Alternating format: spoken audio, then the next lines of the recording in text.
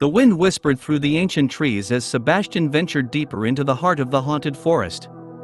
The dark night cloaked the surroundings in an inky blackness that seemed to swallow every trace of light.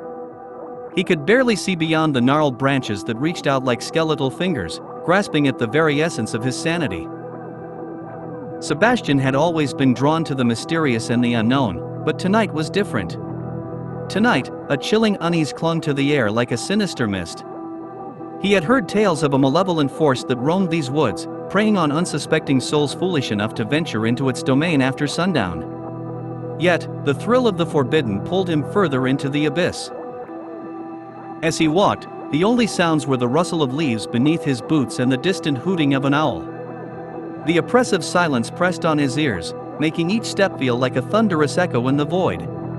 Sebastian's heart raced with a mix of fear and excitement, his breath visible in the cold night air. The dim glow of his flashlight struggled against the pervasive darkness, casting eerie shadows that danced along the trees.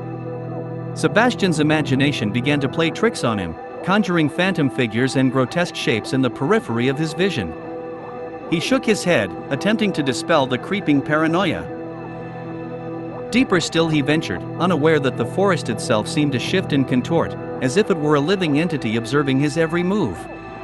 The temperature plummeted, and the air grew thick with an otherworldly energy. Sebastian's instincts screamed at him to turn back, but an unseen force tugged him forward, deeper into the heart of the sinister grove. A sudden, bone-chilling gust of wind extinguished his flashlight, plunging him into utter darkness. Panic set in as he fumbled to relight it, the oppressive silence now broken only by his frantic breaths. When the feeble glow returned, Sebastian found himself in a small clearing, surrounded by ancient trees that loomed like spectral sentinels. As he stood frozen, a ghostly whisper swept through the air, echoing in his ears. "Sebastian." The voice seemed to come from all directions, a spectral chorus that sent shivers down his spine. A figure materialized before him, its features obscured by shadows. Sebastian's heart pounded as he strained to see, but the darkness clung to the entity like a shroud. The figure extended a skeletal hand, beckoning him closer.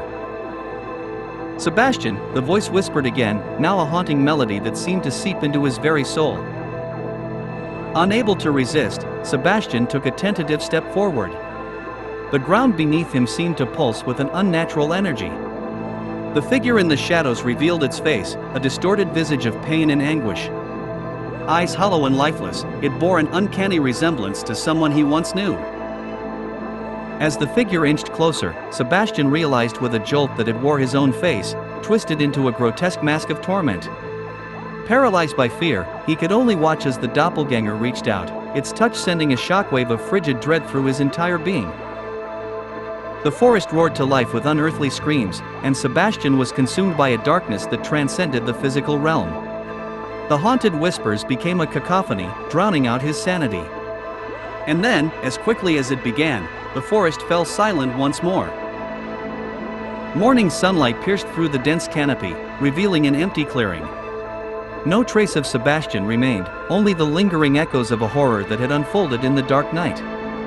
The haunted forest reclaimed its secrets, leaving only the chilling whispers of a tale untold,